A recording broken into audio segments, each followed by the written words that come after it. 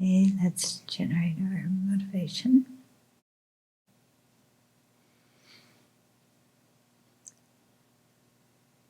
So one way to synthesize the Buddha's teaching, there are several ways of doing it, is to say, be of great benefit to living beings, and at least don't harm them.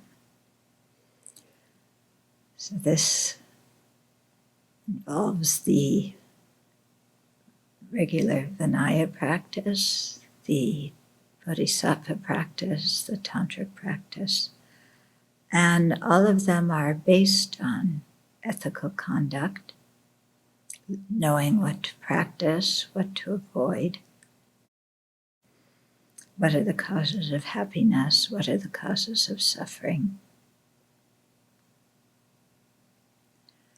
and then practicing that accordingly with a motivation that respects ourselves and others, and respects ourselves, respects others, cares about the happiness of ourselves and others.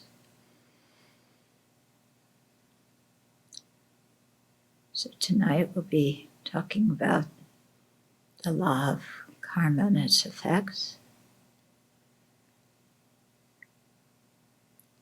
That deals very explicitly with what to practice and what to abandon, and is very practical for our lives in terms of not harming others and in benefiting them as much as we can. So in order to benefit them completely, we want to become fully awakened Buddhas. So we generate the bodhicitta and do our practice with that motivation. And really think how all living beings will benefit from your practice. Even we're sitting here listening to teachings, in the long term it becomes very beneficial for other living beings. So let's appreciate that.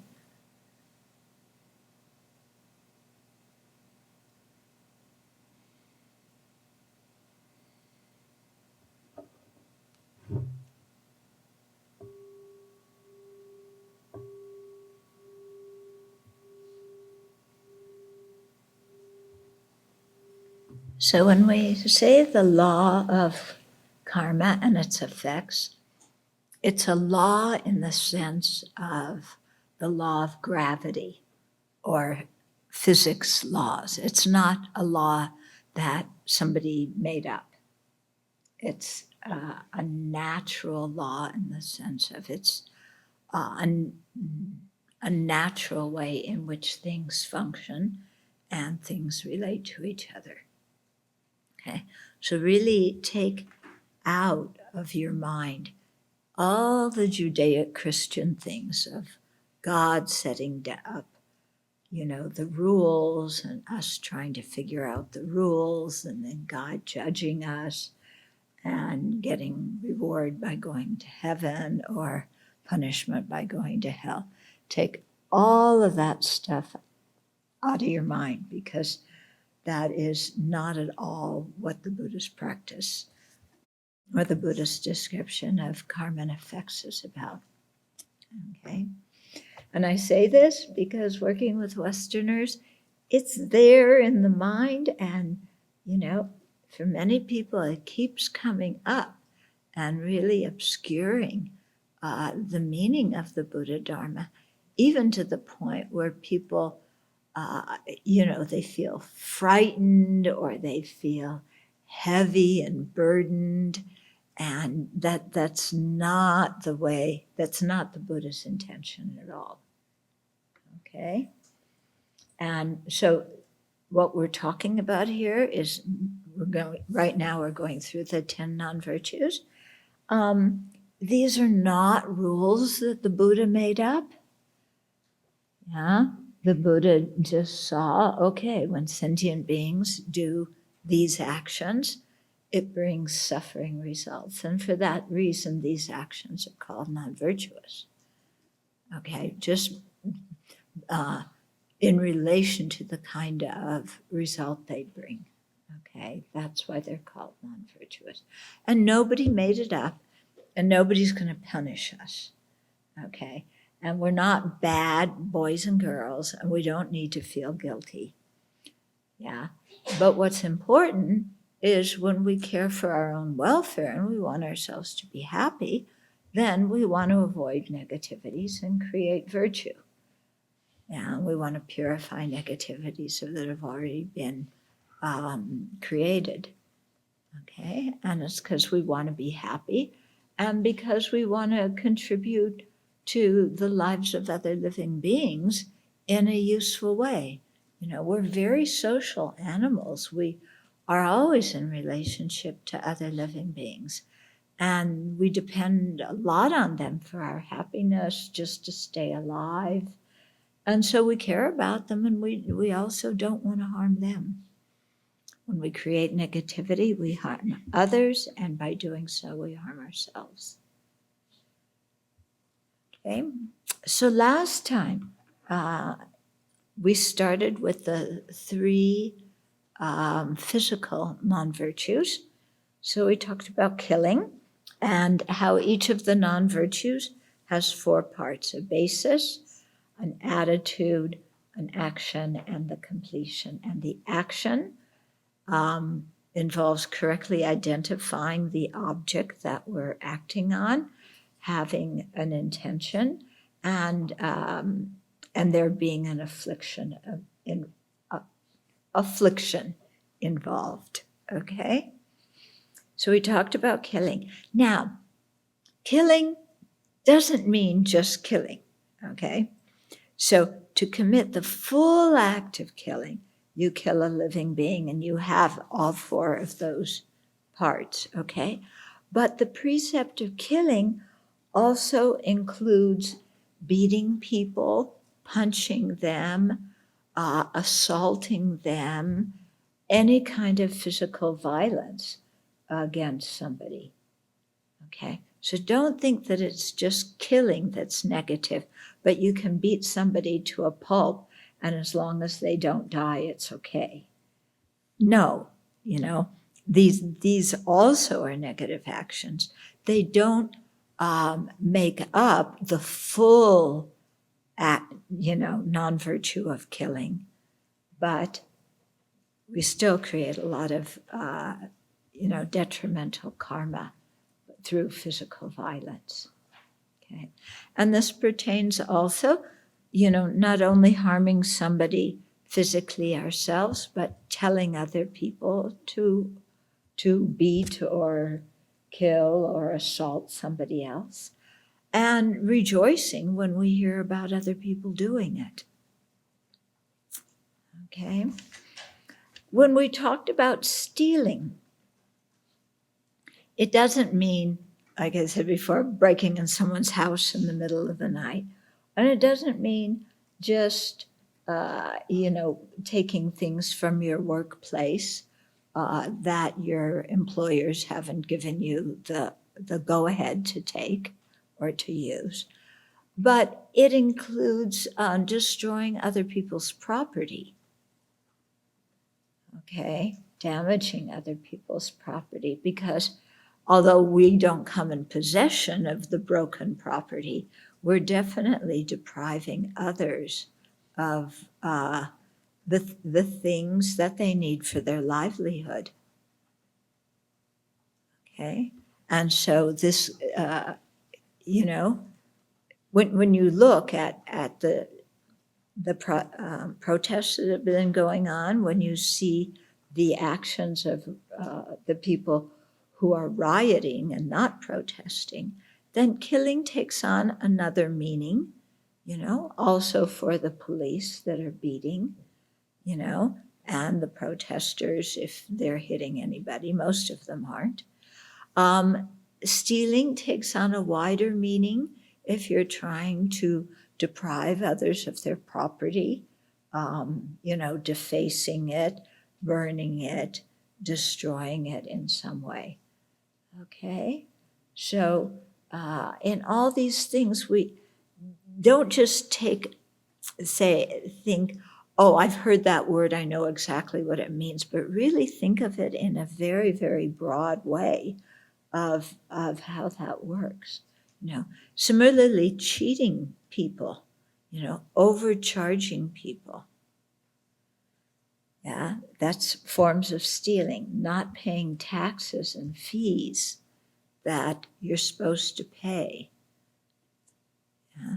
So there's many different ways of stealing that are not always called stealing in regular society, but actually fit the definition in karma, when we're studying karma, of what stealing is about. And so to be careful with borrowing things, or using things that are not ours. If we have a close friend and, we're going to borrow their sweater or something like that, and we know the person well, and we know that if we ask them, they would say, sure, fine, use the sweater. And, and they're not around to ask, we can take the sweater, leave them a note saying that we've borrowed it, use it, and then bring it back. Okay? Writing the note is very good because they may come back to their room and the sweater's not there, and then they don't know what happened to it. Okay? But in terms of like Sangha property, we don't just go and take things from the storeroom. We don't take things from the kitchen that belong to the community unless they've been put out for everybody to share at a particular time. Yeah. And we don't give Sangha property to guests unless, like, we have a policy here that we give gifts to different guests. And we've already, as a group, given our permission, for people to be able to do that. Okay. But we don't just think, so-and-so would really like this thing in our closet, and I want to give them a gift, and we just go in the closet and take it and give it to them, because especially if they're a personal friend, that's not the thing to do. And with using Sangha property, if you go to a monastery, especially, people need to be careful about that. Yeah. Ask before you use things. We've had cases of people going into the storeroom and taking pillow slips and different things like that. That's we shouldn't do that. I don't think we'd go into a stranger's house and go rummaging through their linen closets to get something we need. So you ask one of the monastics for help to find whatever you need. Okay, if you're doing a cleaning job, ask people where the things are. Yeah? Don't just go rummaging around and then, say, oh, well, here's some of this stuff, and I could use this at home, and this bottle's almost empty, so I'll take it home and use it. No, okay? Things that are Sangha property, it's very important to be careful with that. And the same thing with money in the dana baskets, to make sure that it's collected after activities. We don't take it and use it for some, we have to use things for the purpose that people give them. Yeah. Okay. Then the next one is unwise and unkind sexual behavior. Okay, so these are all describing the ones for lay people. For monastics, this one is celibacy, but in general for lay people, it's unwise and unkind sexual behavior. So the basis is the partner of another person. Okay, so you may be single, but you go with the partner of another person. Or you may be in a relationship and you go with somebody else. So you're, breaking the trust between your present partner, okay? So the partner of another person, or betraying your own your own partner. Someone who does not consent, okay? This means rape.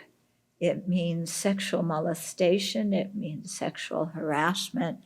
It means, somebody has not consented, somebody has not invited, somebody does not appreciate the advance, and you push yourself on them, okay? So this is coming, in the public sphere the last few years with the Me Too movement. It's been really coming out and being discussed a lot.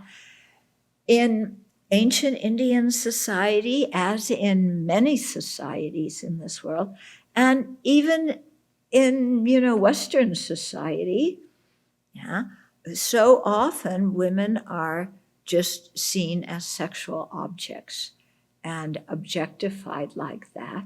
And many men, in the culture feel that they can just, grabs. Well, we heard it from the president on his, a few days before the election. You just grab them by the and they let you do it, and you do what you want. No, okay, that is unwise and unkind sexual behavior. We have to respect the integrity of other people's bodies, and just being in a room with somebody does not give you permission to start touching their body, okay? Or to make sexual comments about somebody. Okay, so someone who does not consent. So being quite careful with that one. Okay, somebody who is celibate, clearly you don't want to help them, or force them to break their celibacy precept. Somebody who's in a close relative or a child, okay? So, and they also say somebody who is, how did they put it in the text? Somebody who is under the guardianship of somebody else. So what it means is it may be a child, but it may be a teenager. The point is this person is being looked over by their parents or taken care of by their parents. And so even though they may be sexually developed, because they're in the care, the guardianship of their parents, that's not a person to have sexual relationships with. Okay? Yeah. Close relative, any kind of incest going on. If you're in a relationship, going outside that relationship, so whether the person you go with is single or not, you're in a relationship. Yeah. Having intercourse in a temple or a monastery or near your teacher or near the Sangha. Okay, so those are the kinds of things that are listed in the text. I think we have to add some other things to it, that may not comprise a full transgression of this precept, just like borrowing things and not returning them isn't, forgetting to return them is not a full break of the stealing, and slapping somebody isn't a full break of killing. But I think talking about pornography, and I've talked to a lot of people who have a lot of trouble with pornography, and it becomes addicting.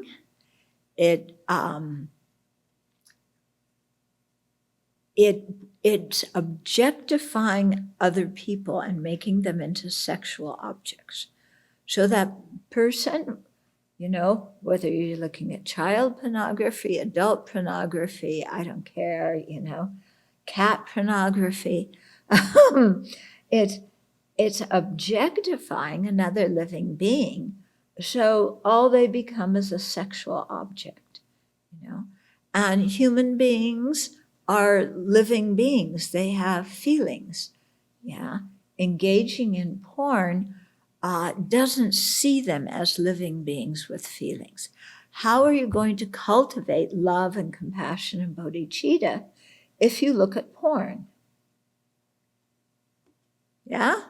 If you like looking at porn, and these people are not people, they are simply sexual beings there for your entertainment and your pleasure. How in the world are you going to cultivate compassion for them? How are you going to cultivate bodhicitta that wants to lead them to full awakening when, in the perspective of somebody who does porn, they're just, they're like this. Yeah? Not a human being with feelings. Yeah? So I think that's something to be quite careful with. Because it's a really big industry nowadays. Yeah? And, and this is an interesting one, prostitution. In ancient India, if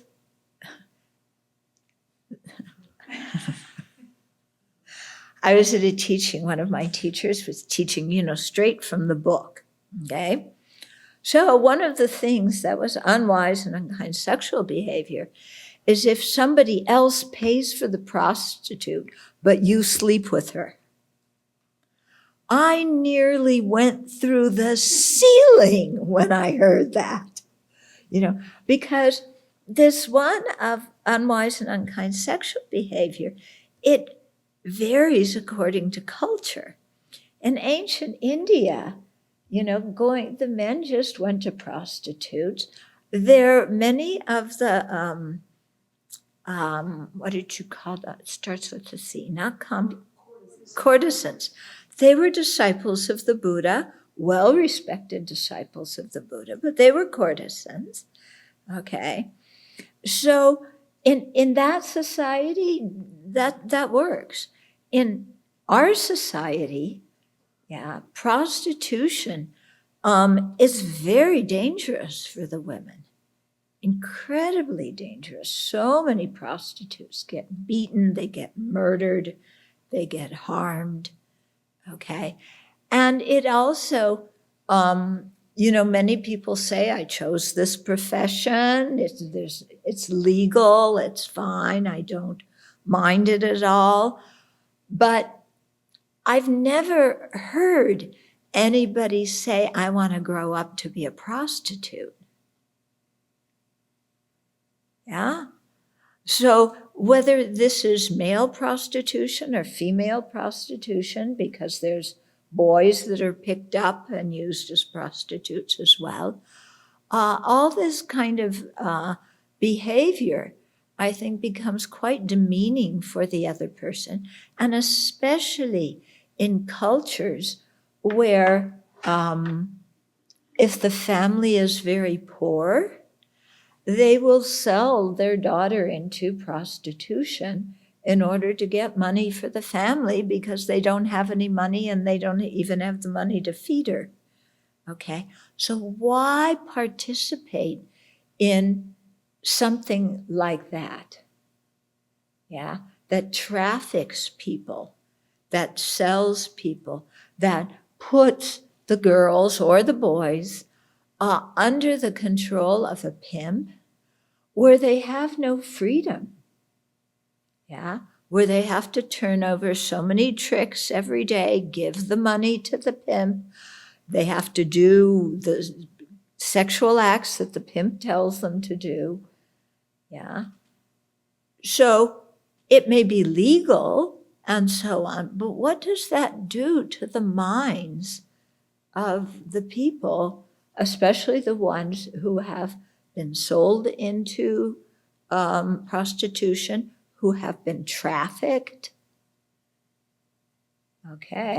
who have drug problems and they become prostitutes to pay for their drug problems? Is that really a way to contribute to happiness in this world? And also, what about your own self-respect? Okay. So I think, because nowadays, I mean, my generation started it. If it feels good, do it. But if you really think, and I've talked to a lot of people, and many times the things people regret are these kind of actions, or going to bed with somebody that they didn't really care about, or also included, this may not say it here, is having sexual contact where you don't use proper protection, so that either you or the other person could get a sexually transmitted disease. If you don't take care when you're having sex to protect yourself or the other, where's your compassion? Yeah? How are you going to meditate on compassion after that? And make your meditation totally unrelated to your life, where you're not taking proper precautions, and you may have an STD and you infect somebody else, or they may have one, they infect you. Okay? So these things, we have to look beyond just the glitter of sense pleasure. I remember when we were having maybe it was a conference of the Western Buddhist teachers with His Holiness. And so this kind of thing came up, because there were teachers sleeping with their students and, everything. But, was it? So somebody asked about this thing of, well, what happens if you just hook up with somebody? It's consensual. You're consenting, they're consenting. You may not even know the person's name. You may not know anything about them, but you're both agreeing to hook up, okay? And so somebody brought up that issue, and then another Westerner said, well, Thich Nhat Hanh, when he talks about this one of the non-virtues, he says it's having sexual relationships with somebody for whom you have no affection. Yeah? So just random sexual relationships, hooking up, this whole kind of thing, then according to Thich Nhat Hanh, that would be a transgression of this.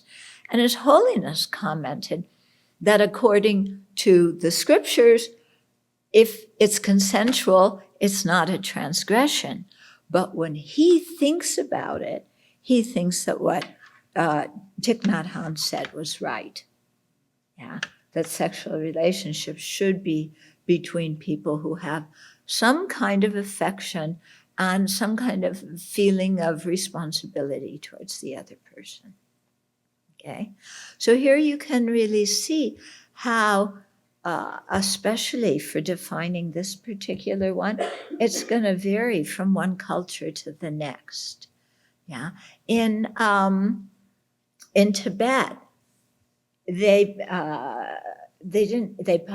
practiced polyandry. In other words, one woman could have many husbands. In Tibetan culture, perfectly fine. A woman's married to many men. In some cultures nowadays, they accept it. A woman, a man is married to many women, polygamy. So in cultures where that's accepted, that would not be a transgression of the precept. But in cultures where that is not accepted, then having more than one wife or more than one husband would be a transgression. Okay? So this one in particular, you have to see what the cultural standards of the country are, or the land. Okay? Then the attitude. Part A is correctly identifying the person with whom you wish to have intercourse. So if you want to have intercourse with this one, but you mistake them and have intercourse with somebody else, it's not a full one. Okay. That's providing the other person who is okay with it. Okay. And then any of the three poisons. So this one is usually transgressed with attachment, because, you're sexually aroused. However, so it could be attachment, using others for your own sexual pleasure without caring for their feelings. Okay. It could be angrily raping the partners or children of an enemy. That's what happens a lot in war situations. The women of the opposing, of the enemy are raped. It's actually a way, it not only degrades the women, but it's a way of making the men look bad because they can't protect their own women. Okay. It could also be ignorantly thinking sex is a high spiritual practice, that it's chic to have an extramarital affair, or that having protected sex isn't necessary, even though there's the possibility of sexually transmitted diseases. So you can see, this can be broken with the motivation of attachment, of anger, or of ignorance. Okay. Also included in here, we're talking about objects, is animals, because in some cultures and some situations, and there's a story in the Vinaya about one monk who I won't tell you. But that I think is to be abandoned too. Okay, the action is the meeting of the two organs, and the completion is pleasure is experienced. So climax is not necessary. It just has to be pleasure being experienced. Okay. Usually when we teach this one in the Tushita courses in India, you have all the young travelers, people who are in their late teens, early 20s, raging hormones. And you try and teach this, and it's like the discussion goes on for days and days. Okay. It's like, oh, can we finally get to another one? Okay. So then so those are the three ones that we do physically. Then there's four that we do verbally. So lying, divisive speech, harsh speech, and idle talk. So lying. Okay. So the basis is what is seen, heard, distinguished, and cognized, or cognized, maybe it should be. And also the basis is what is not seen, heard, distinguished, or cognized. Okay. So you're lying about that kind of topic, something something is, but you say it isn't. It isn't, and you say it is. Okay. So you haven't seen something, but you say you did. You have heard something, but you say it didn't. You didn't. Okay, those kinds of things. The person lied to is a human being other than oneself who is capable of understanding. If you lie to a frog, it's not a complete one because the frog doesn't know what you're talking about. Okay. You may not know what you're talking about if you're talking to frogs. Okay. Heaviest is lying to our spiritual teachers and our parents. Our spiritual teachers, because they're trying to lead us to awakening. And if we lie to them, then, we're putting up fences and barricades. And how are they going to help us if we lie to them? And lying to our parents because of their kindness to us. Okay. Now, who hasn't lied to their parents? Yeah. So, yeah, maybe there's one very virtuous person in this room who never lied to their parents. Most of us, have probably lied to our parents, and not once, but often several times. Okay. And we may have lied to our spiritual teachers as well, because we don't want them to know that we committed certain negativities. We want to hide stuff. Okay, so then the second point, the attitude. So point A, misrepresenting what we have seen, heard, distinguished, or cognized, or their opposites, what we have not seen, heard, distinguished, or cognized. Okay, so basically, you're saying the opposite of what the situation is. Okay. B, this one can also be done by any of the three poisons. So with attachment, we lie to gain something from that person, or with attachment, we lie to protect our own reputation. Yeah. How many times have we done that? We can do it with anger. So angrily wanting to deceive somebody else, retaliate, hurt their feelings. Or we can lie also out of ignorance, thinking that there is nothing wrong with lying. And then the intention is the desire to make the other person believe what is false. Okay, so lying, again, big thing in our culture. And people do it all the time. And especially now, there's so much misinformation that is out there, and there is so much fake news. I find it very interesting. Fake news used to be what the president didn't like, and he called that fake news. Now, many people are calling what he says fake news, because he so often doesn't speak the truth. Okay? So now fake news, it's like you can point to any kind of party or group, and giving out wrong information. And especially in this time, with COVID-19, giving out misinformation, not telling the truth about it, diminishing the danger of the pandemic, advocating that people take drugs when those drugs have not been proven to remedy the disease or protect somebody from the disease, saying that wearing a mask is going to give you the disease, or, all kinds of misinformation. So if somebody has, has just heard wrong information but passes it on, unintentionally, they're not intending to lie.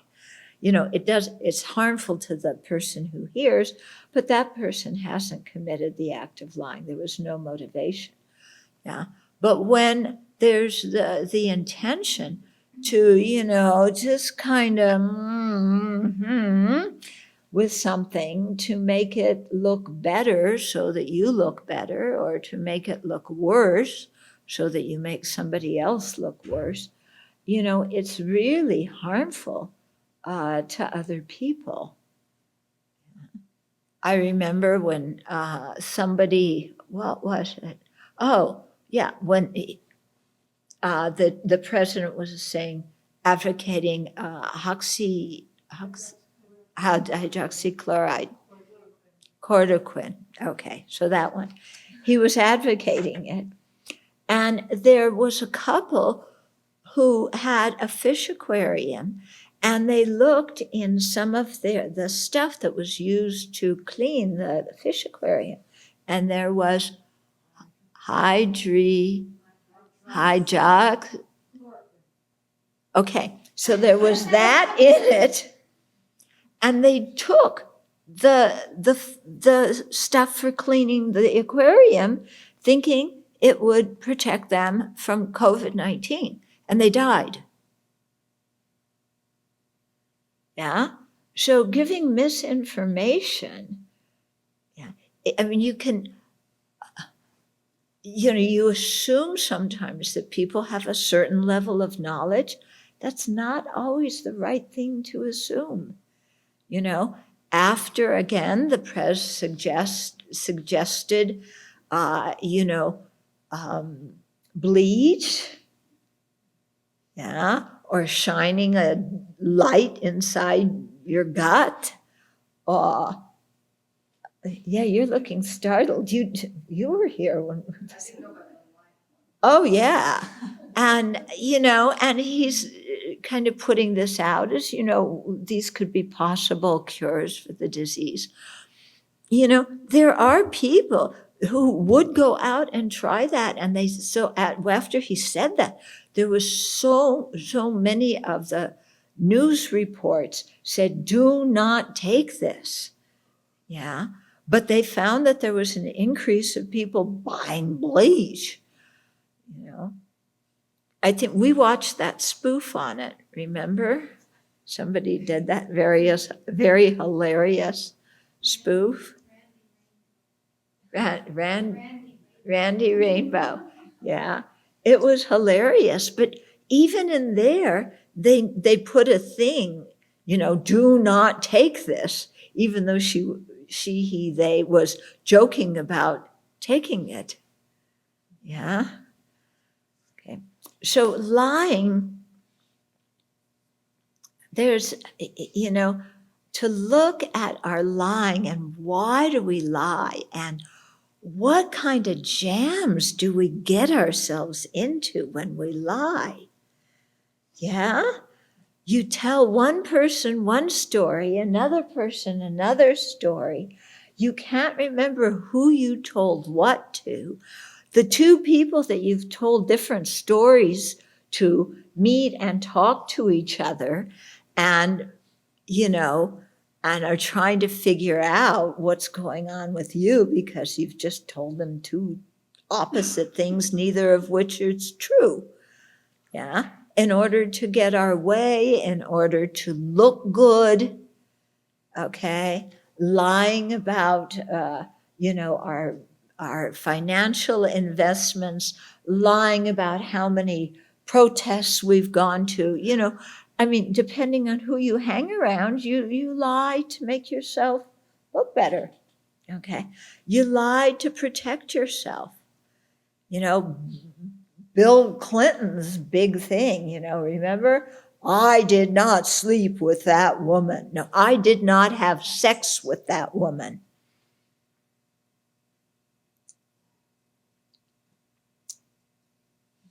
Really?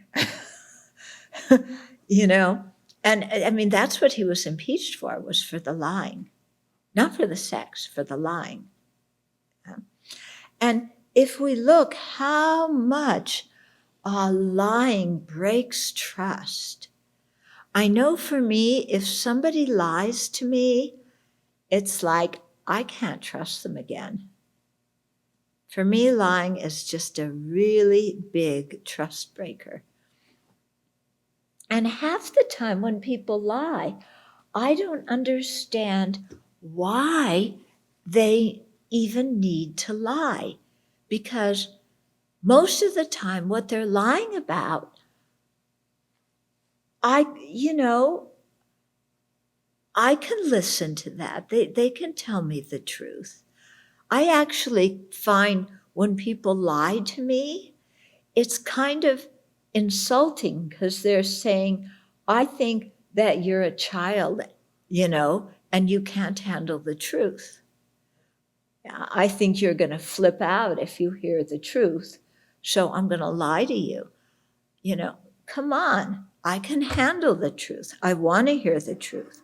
It drives me crazy when people don't tell the truth and when they lie. Yeah? So I could tell you my family background about that, but I won't. But that's why it drives me crazy. So I remember some years ago, I was traveling with one of the attendants of one of my teachers. I mean, a whole group of us were traveling, and he asked me to carry something somewhere. We were traveling, and I found out later that he lied to me, and I said to him, why did you lie to me? If you had told me the truth, I would have completely understood and I would have tried to help. There was no need for you to lie to me. Yeah. So, and in the old days, before answering machines and all this, yeah, remember somebody called and you were busy, and so you said, tell them I'm not home. Why can't you say, why can't you say to somebody, I'm busy? Doesn't mean you hate them. It doesn't mean you don't cherish them. If you're busy, you're busy. Other people understand. Why do you need to lie and say, I'm not home, or blah, blah, whatever excuse we make? Yes? It didn't be busy back then. Huh? It doesn't seem to be busy back then. Oh, no, they were busy back then. Yeah. So, so to really check, when we're not telling the truth straight on, what is it? Why do we want to present things as being other than they are? What is in it for us that we feel the need to deceive and trick somebody by lying? Because like I said, it damages the trust. And you even look, with the lying that goes on in politics and so on, how it just breaks the trust of the populace when politicians lie. When business people lie, they don't want to disclose what their income is because they don't want to pay the taxes. So that becomes lying and it becomes stealing. Yeah. So that's the thing with lying. There's often something negative that we did that we don't want anybody else to know about. So we lie. So the lie becomes double trouble. You have the original thing you did that you don't want anybody to know about. And then you have the lie. So you have two negativities. Yeah. Yeah. If you want to create negative karma, that you get two for the price of one here. Okay. So it's something to be very careful about, to ask ourselves, why do I want to hide this specific action or this specific information? Yeah. Why is it? Have I done something that I don't respect myself for? Have I done something that I'm afraid other people will lose respect for me if they know I did this? Am I lying because I want to hang on to money and wealth and possessions? I don't want to give them up. Yeah. What is underlying the lie? Because, there's one set of afflictions for whatever that is, and then there's what's going on with the lying. Okay. So quite damaging. Yeah, and so, when we're really going through and meditating on this, there's so many things to kind of pull apart when we talk about lying. Yeah. Okay, the action is speaking, writing, or gesturing what we know to be untrue for personal gain, knowingly misleading others. Okay. The heaviest is lying about our spiritual attainments. You might go, why is that so bad? Yeah, what? Lying about spiritual attainments, why is that so? Because then people begin to see you as a highly realized being when, you don't know anything.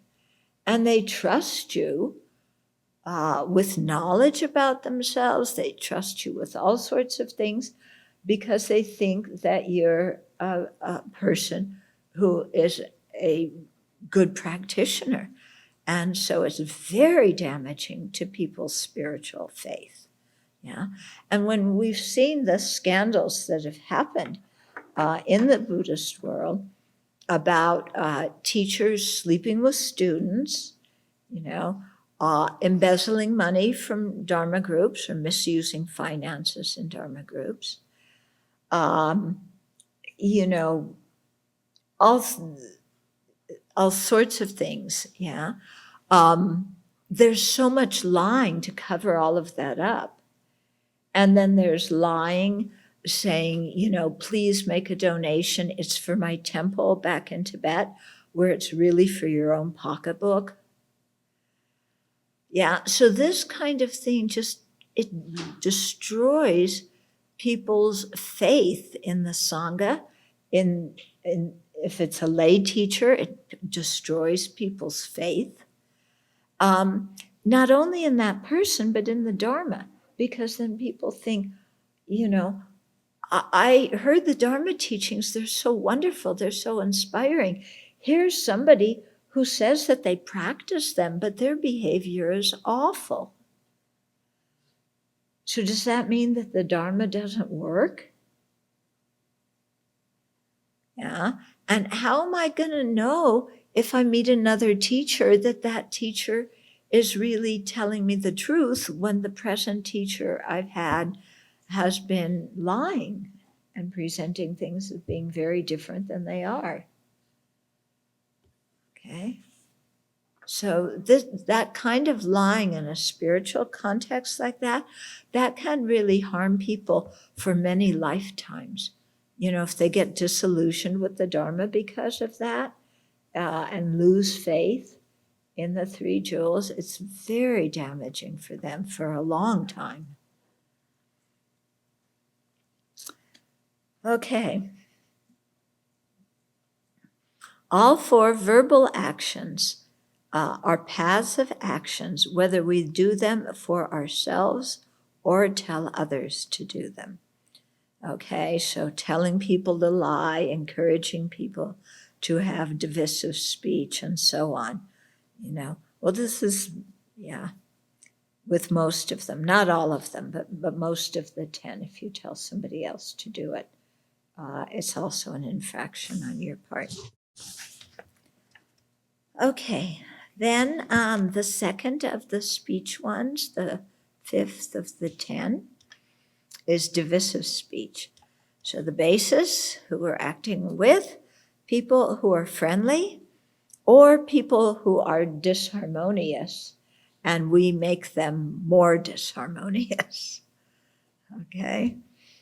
So the attitude is, basically what's going on with divisive speech is some people are harmonious, and we don't like that they're harmonious. We want them to not trust each other and to quarrel and to not be friends, because sometimes we will get something out of it. We may be jealous.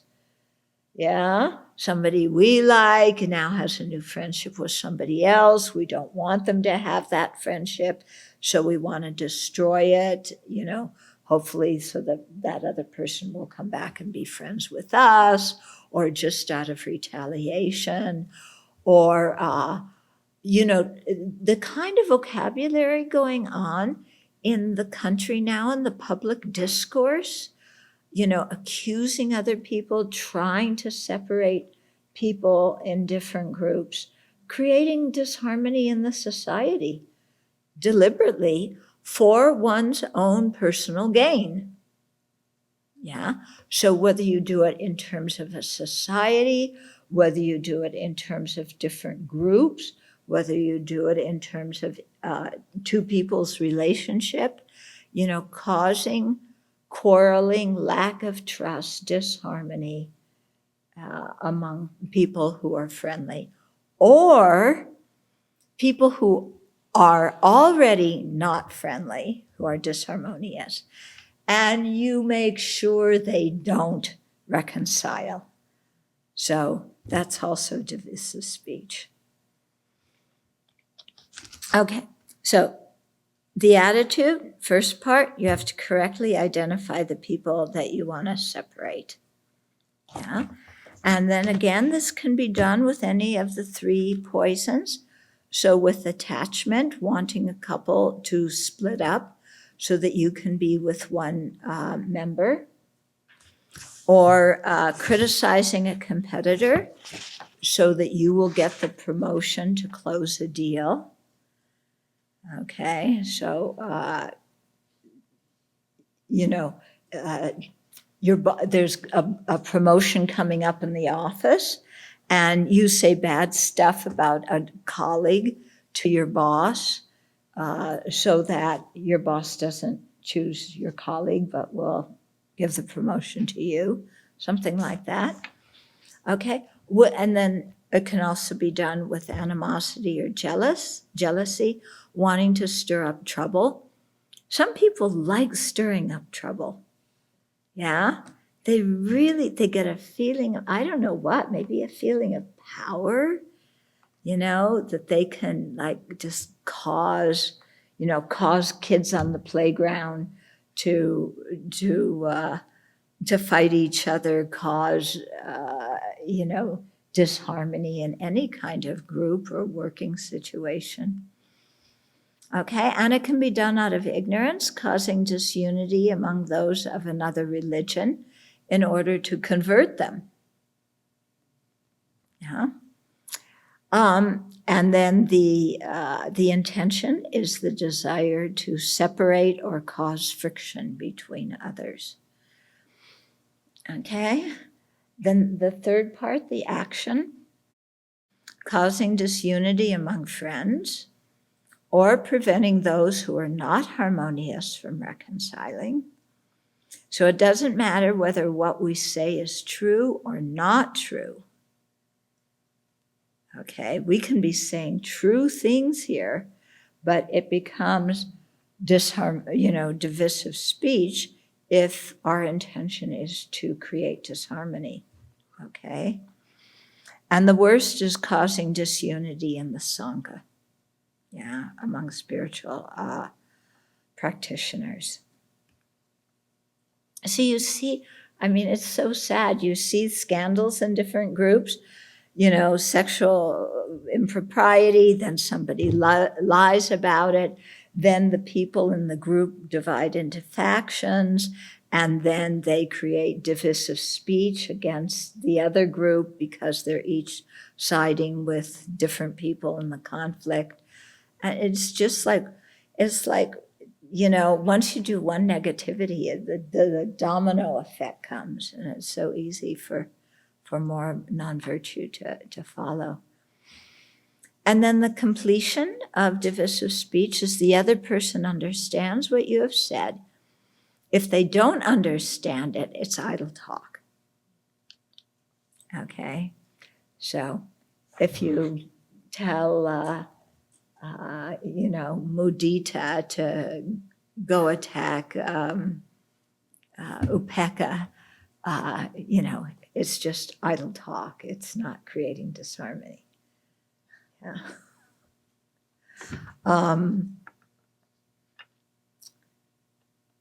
When we go through these different ones, it's very good in your meditation. Really think, first of all, do a kind of life review and look at the kind of things you've done in your life and see how they fall in relationship to these 10. Especially things where you have a feeling of disquietude in your heart.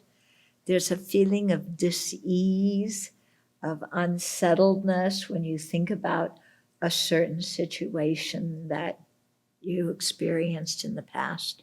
See if there's, we haven't gone through all 10 yet, but if there's that kind of feeling, see if any of these non-virtues is involved in that situation or experience you had where, where you just don't feel clear about it. Okay. And then also look at the actions you've seen other people do. Because they say that in samsara we've been everything and done everything. So, there's lots of things when you read, you go, who would ever do that? But somebody must have, otherwise there wouldn't be the caution to avoid doing it. Which means also it's possible in a previous life that we did that action. And so then when we do Vajrasattva, when we do the 35 Buddhas and all, just, to think, well, I may have done that action in the past, and if I did, I really, really regret it. And even if I didn't, or even if I did and I purified it already, it's still good to confess it, because it may not be fully purified. And also because if I regret it, then it makes it so much easier for me to generate truthfully the determination not to do that action again. Okay? So this is when I see people do actions that I haven't done, but that I consider really like disgusting or horrible, instead of criticizing the other person, I think, okay, I done this kind of action in a previous life. I don't remember it, but previous lives are beginningless. There's lots of time. I have all the afflictions and the seeds of the afflictions in my mind stream, so chances are I did it. And then, really develop strong regret and a very strong feeling of, I will never do that again. Yeah. And, when you see people around you doing things, or you read things in the, in the paper, and it protects your mind from falling into despair. It protects your mind from anger and disillusionment. And it actually helps you develop very strong, virtuous resolves to not do certain actions and to do their opposite. And those resolves are very, very helpful because they prevent us from acting in that way later on.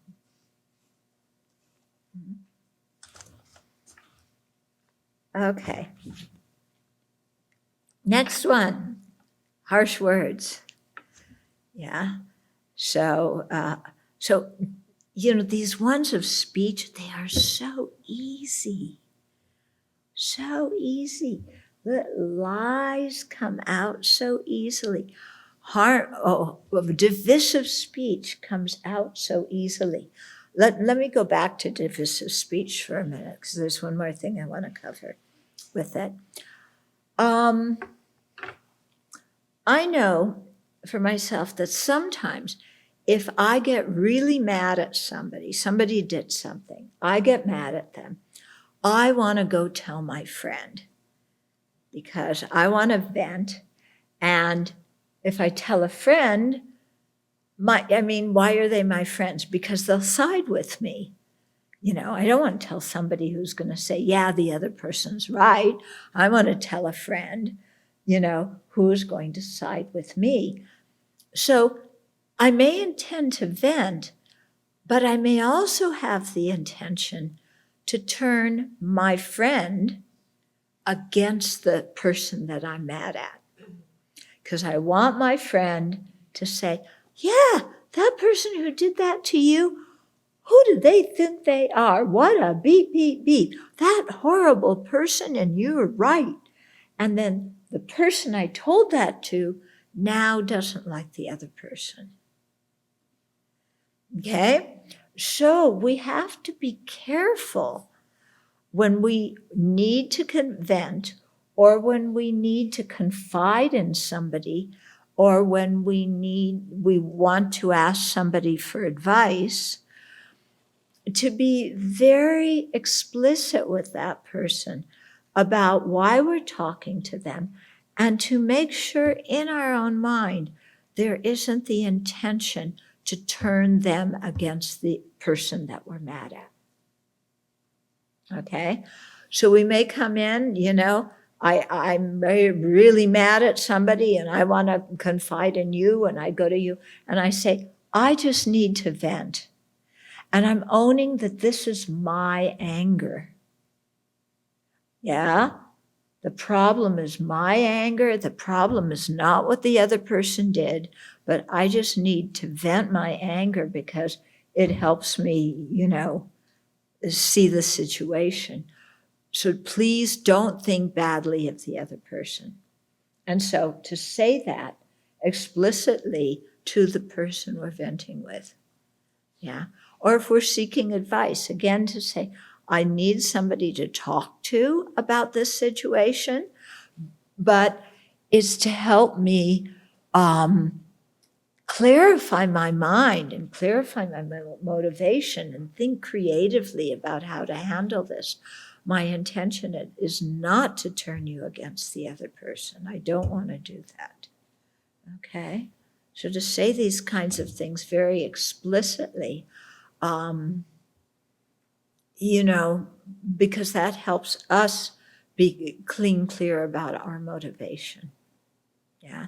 And it warns the other person, like, I may be telling you some nasty stuff, but please don't hate anybody because of it. Yeah.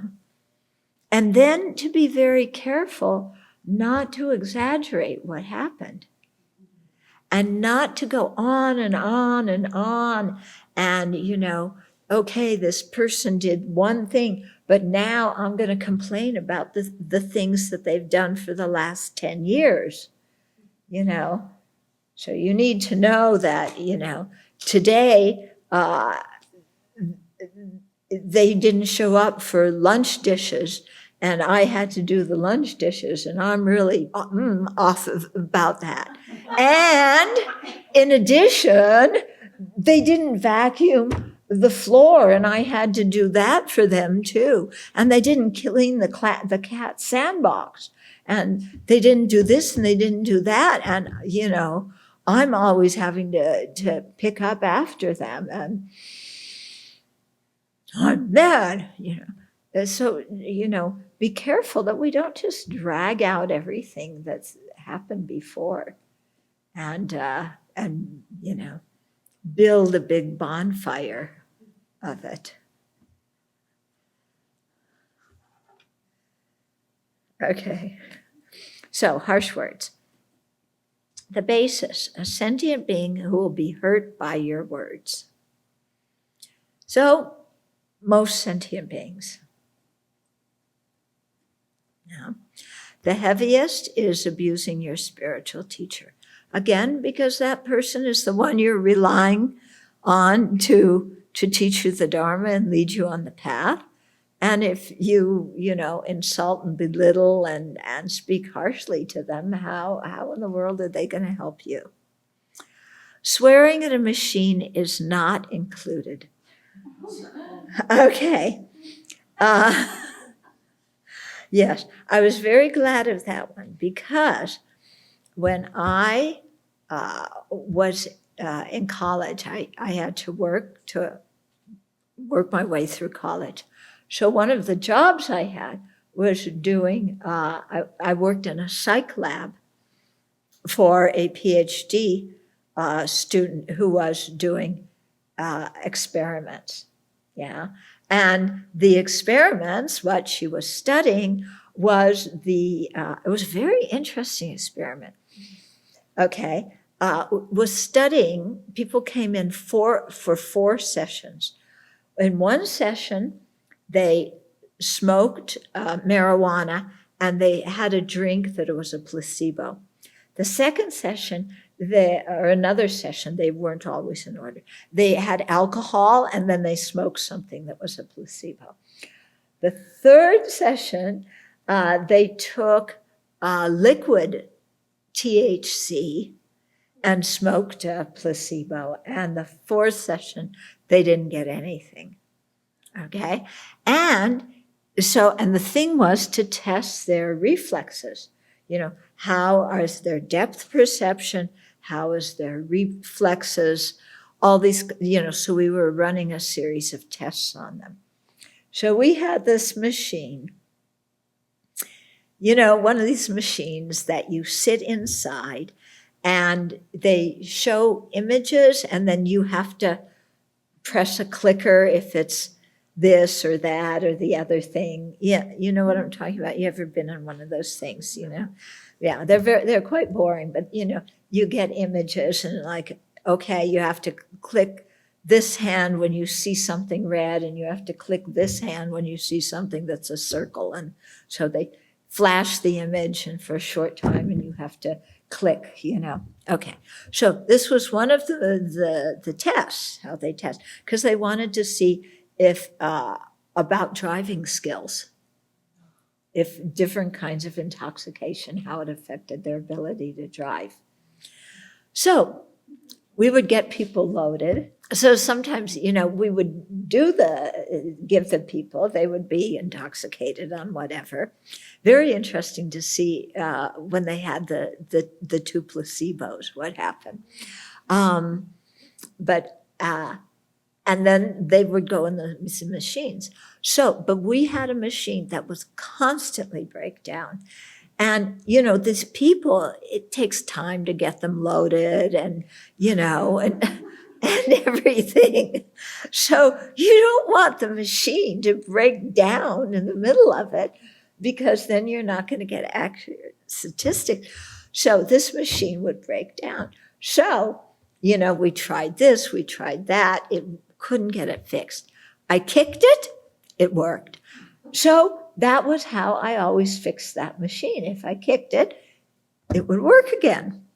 Okay, so I was very glad to hear. So swearing at the machine was not included. And also I think it wasn't included in killing either. Yeah, it wasn't assaulting anybody. Okay, but it was very tempting to swear at that machine because it was quite inconvenient. Okay. That was a real interesting job. I worked on 2 marijuana research projects, you know, that one, which was active in a lab, and another one that was being done by a psychiatrist that was more people had to answer a lot of questions about their use and their moods and their thoughts and stuff. So it was more of it was a big booklet kind of thing that they had to go through and answer questions about. So that's how I got through my last year of college. I think it might have been my last 2 years of college. Anyway. Okay, so a little diversionary story to lighten it up.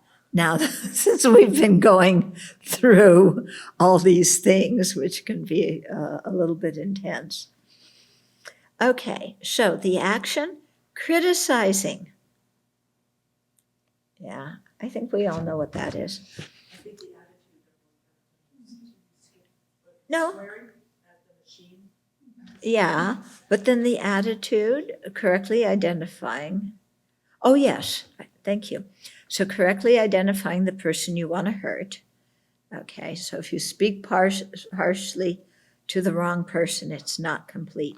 That doesn't mean that there's no karmic effect. It just means that it's not a complete action that will definitely bring a rebirth. Okay, it can be done by any of the 3 poisons.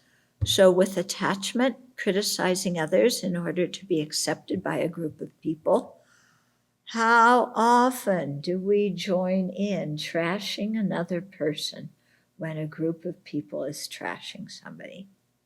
How often at your workplace, with your family, with a group of friends, they're criticizing somebody, and the way to be part of a group is to join in criticizing somebody. Yeah. And then people say, what do I do when a group is talking like that. Well, I see two choices. You leave. Yeah, you don't need to be a big thing. You just turn around, leave. Or you say to the people, I don't really feel comfortable with the conversation talking about somebody who isn't here critically in this way. And you just say what you feel. It can actually be quite good for the whole group to say something like that. It really gets people thinking. And you're just saying how you feel. You're not telling them they're bad people. You're just saying, I feel uncomfortable to hear other people being spoken about in this way. Okay. So harsh words can be done with anger to denigrate the enemy so that others will side with us, or to rouse troops to fight. That's the standard procedure in the military, is to criticize the enemy, especially to dream up some kind of swear word or put down word and refer to them in that way, so that you make them not a human being, so that it becomes easier to kill them if you're a soldier. And then ignorantly, we can utter harsh words, thinking that we're very clever or witty. That one, when we know people well and we know what they're sensitive about, we can say things that are very clever and very witty. And we know, it looks clever and witty to other people, but we know it's to the other person, okay? Because it's something they're sensitive about. And so we just say something. It looks so innocent, but the motivation is disgusting, basically. Yeah, we want to hurt somebody's feelings. So sometimes we tell people off to their face. Yeah, sometimes we make snide remarks. Sometimes we, glare at them like, you're not even worth talking to. Yeah. So all these kinds of things are harsh speech. And something to be very careful of is now, since people respond to emails and texts so quickly, or verbal messages, not written text, but even verbal, what do they call them? Verbal texts? Voice messages? Yeah. You don't talk on the telephone. You send them a voice message, they listen to it, then they send you one back. Talking on the phone and going back and forth would actually save time. But anyway, I'm not doing social commentary on that right now. Okay, but it's so easy if we get an email that is annoying to just fire something back and send it. Or, you get a text message and the person's annoying, or they haven't been doing something that they were supposed to do. And, you jerk, why didn't you do? Yeah, or how could you have done? Or, my child who's 3 years old can do it better than you. And it's so easy to say these things or message them, back to somebody. Okay, criticizing, insulting, ridiculing. People often ridicule children or tease children, to make them afraid. Or ridiculing adults. We know somebody's sensitive about something and we bring it up and with a mind to harm them, talk about it. Yeah, I do that sometimes with people, but my intention is more to help them train in not reacting to what I'm saying. Yeah. To see how well they've been working in their practice on that. Okay, so sometimes it's like that. Sometimes I'm mad. Okay, ridiculing, maliciously teasing. Yeah, so this is often with kids, oh, the boogeyman's going to get you, or, that, that's harsh speech, it's lying, it's harming. Verbally abusing people, calling people names, accusing people for doing things, angrily blaming them for things, okay? Humiliating someone privately or in public in front of others, yeah? Making them feel like, they're about this big and, by what you say to them. Okay. And then the completion. So those are just examples. There's other ways to do it. And then the completion is the other person understands what we say. Okay. So, time for questions? I've been wondering about the action of lying, deliberate lying, and then people hear you lie and they do an action that brings their death. Would that be an incomplete action of killing?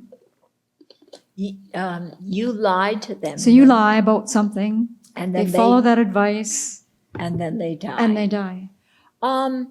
If you didn't have the intention for them to kill them, no, it's not an action of killing.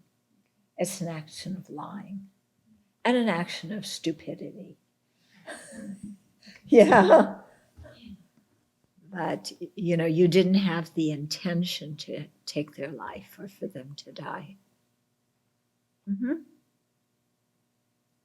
With the unwise and unkind sexual behavior, with the example here of ignorantly thinking sex is a high spiritual practice.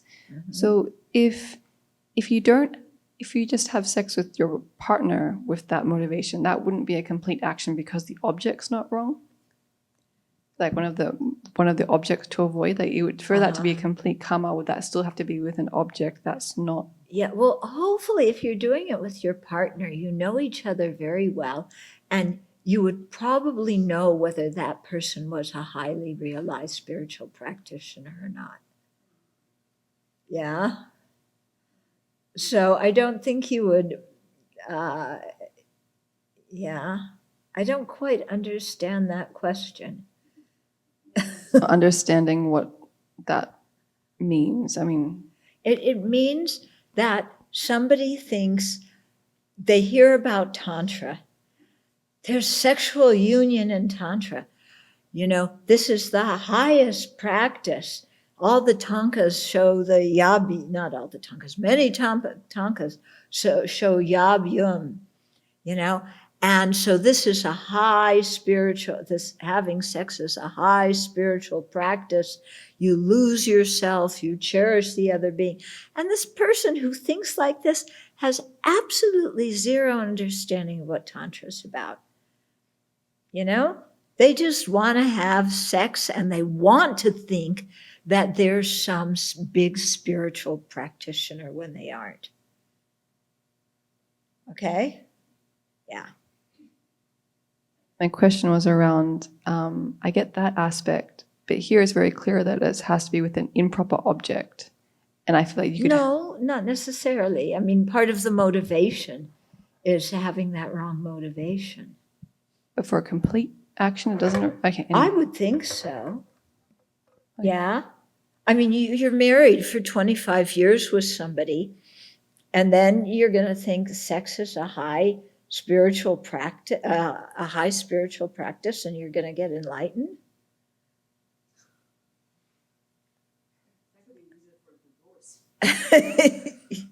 Yeah. I mean, maybe that, but if you're really talking about someone who is ignorant, who has that view of sex, Yeah. No, I was just, I can just imagine like a person having that view that sex is some high spiritual practice, and they have sex with someone that's not an improper object. And so thinking like, would that still be a complete karma? Mm-hmm. Because, yeah. That was just. You mean it's consensual? Yeah. But what kind of motivation do they have? Why do so often their partners feel hurt afterwards? When they're told, oh, you have sex with me, this is some high spiritual practice, you're going to advance on the path by sleeping with me. And then the other person sleeps with them, and then they kind of go, what in the world? And I guess this comes back to what Thich Nhat Hanh was saying, that to have the level of care for the person. And if Yeah. that's absent, then even if it's not one of the other objects, it's still a wrong object. Yeah. Well, it's a wrong motivation. If your motivation is garbage, the whole action is negative. Yeah. So it doesn't have to list every single object. In these ones, it's not that if an object isn't listed under here that it doesn't count. They're giving kind of the general outline of these things, but in all of these things, there's so much debate about different actions of this and that, and you can think of many different things. And that's the interesting thing to do, is to let questions come up in your mind and then to discuss them with your friends, So someone says regarding unwise and unkind sexual behavior, I read in a Lamrim book that there are improper times of day to have sex and also improper organs, anal and mouth. Why is this, or does it depend on the culture? I think it depends on culture and it depends on the person. This is coming from ancient India, and I think it was specifically Vasubandhu who outlined many of these things. I think the ones for different times of day is because in ancient India, everybody lived in one room. Okay? And then you're all supposed to go out and work in the fields during the daytime. So you skip working for the fields.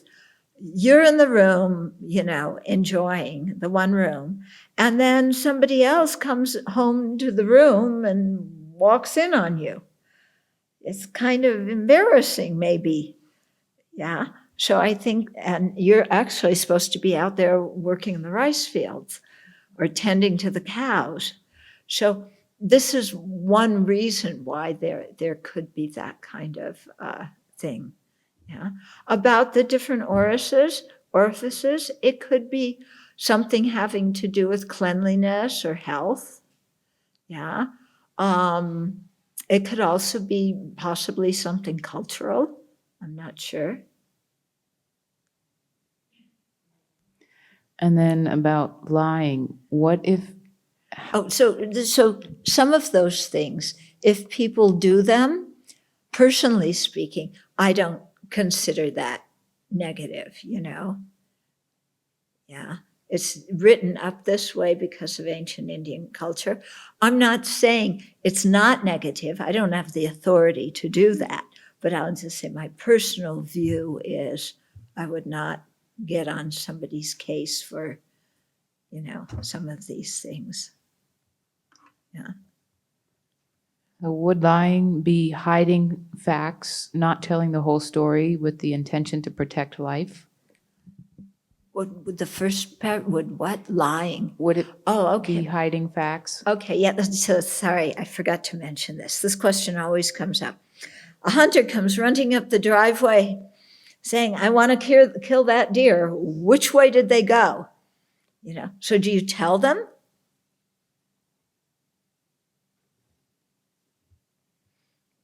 Please, don't tell the truth when it's going to lead to another being getting killed. You can tell the truth there. Tell, I'm not going to tell you, which would be the absolute. Yeah, that's true.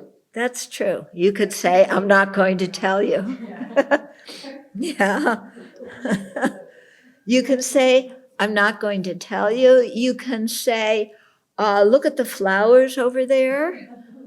You could say, gee, you're somebody I haven't met before. I'd like to get to know you. Let's have a cup of tea. These kind of situations, so often we make up situations that are so hard to imagine them ever happening. Yeah. And then you say, is it okay to do that? So this is kind of one of them. Yeah. Like, yeah, somebody wants to kill somebody and you say, oh, I can't tell a lie. Yeah, they're right over there. Go ahead. Remember Nagarjuna's definition of telling the truth? It had to be kind.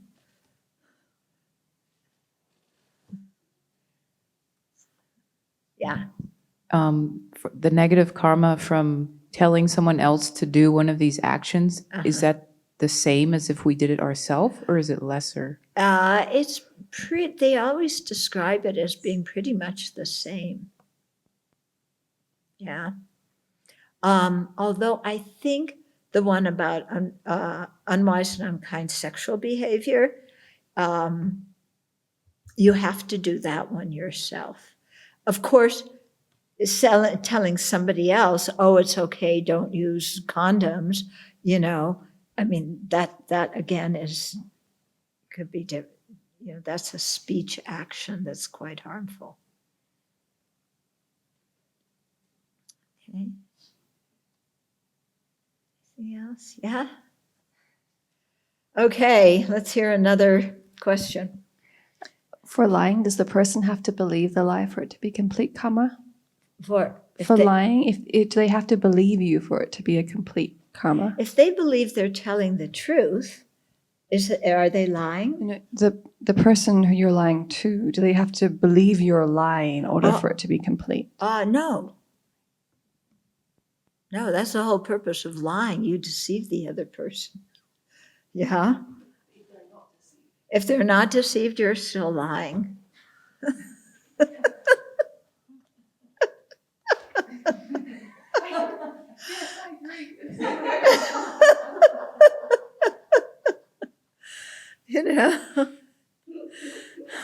Yeah, if I tell you to drink Clorox and you say, oh, that doesn't sound like a very good idea, and I'm still, oh yeah, Clorox, that'll cure you. Yeah. Huh? Yeah.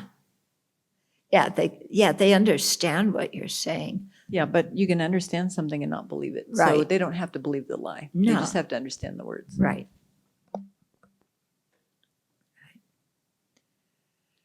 Okay, so we'll stop here.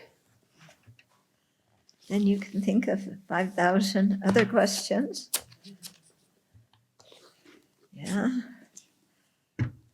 Like when you talk in your sleep and you say something that is insulting to somebody else, is it a complete action? Okay, what do you think about that one? Okay. When, yeah. Yeah. And does it make a difference if they know you're talking in your sleep, or if they think you're talking without in your sleep? Or what happens if they're hearing in their sleep? Yeah, then is it a complete action? Yeah, they heard it, it entered their ear, and they start dreaming about it.